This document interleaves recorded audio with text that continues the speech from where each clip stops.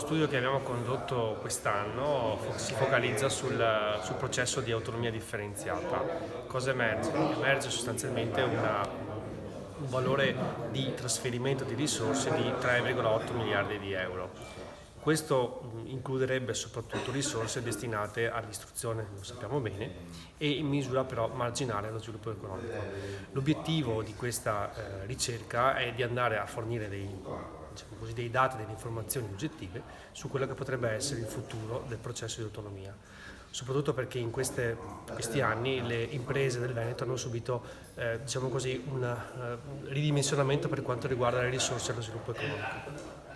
L'autonomia, secondo il nostro punto di vista, è uno strumento per invertire questa rotta, mettere risorse a favore del territorio e delle imprese in modo tale da riuscire a risalire la china e cercare di recuperare il terreno perso rispetto, per esempio, alle regioni tedesche.